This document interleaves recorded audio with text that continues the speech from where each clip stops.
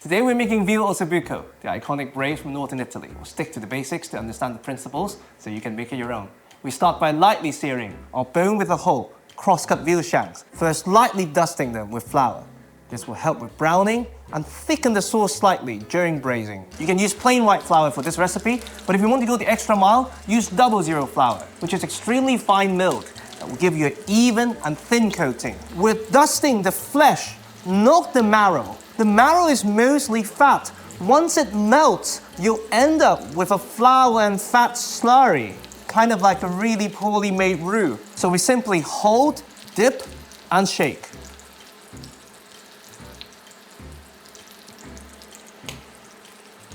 We're not salting at this point because we don't want to draw out the moisture and clump the flour. We've melted an extremely generous amount of butter and first allowed the water content of the butter to fully evaporate, once again, to prevent the flour from clumping. And we're lightly searing the shank, aiming for a pale golden color, not brown, so that you get the subtle roasted note while keeping the veal tender. And that's why we could afford to use just butter, which has a very low smoke point of 150 degrees Celsius. One thing to note is that to preserve the marrow, you get one flip.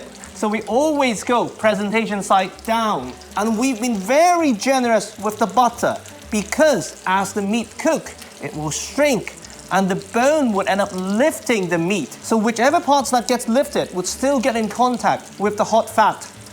And it's important to resist the urge to press until you flipped to not clump the flour. And as usual, do them in batches, don't crowd the pan. Give yourself space to flip. If you must baste, avoid the marrow.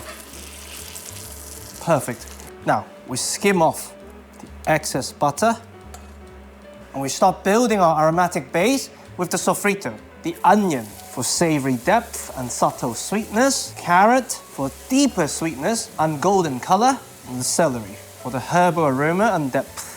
And we cook them without color to evaporate their water content, to concentrate the flavors we just talked about. We now season generously with salt. This will help them draw out their moisture. Bearing in mind, we have not seasoned the shanks. And as they release their moisture, we start lifting the fond, the slightly burned bits, concentrated flavors we just built.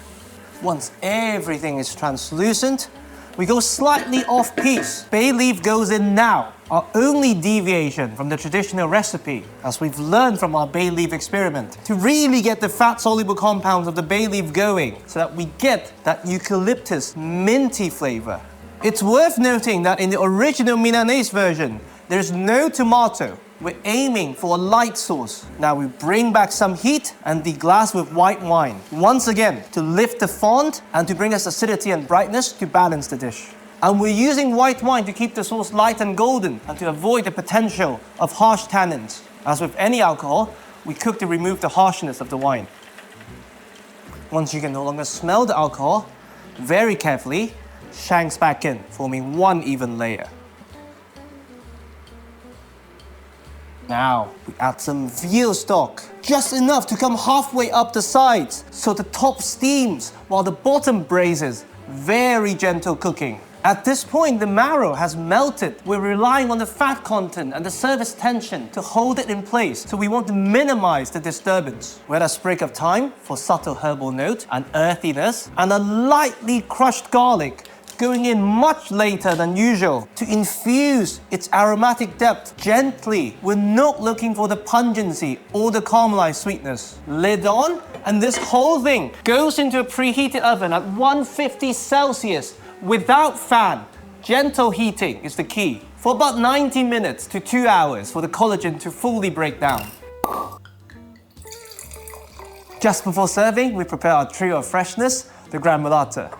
First by zesting a lemon for the citrusy freshness. Mince the garlic, this time for the pungency. And we slice some parsley leaves for some herbal freshness. Perfect. And now, here we have something very beautiful. Look at that. Garnish with our gremolata. And this is ossobuco.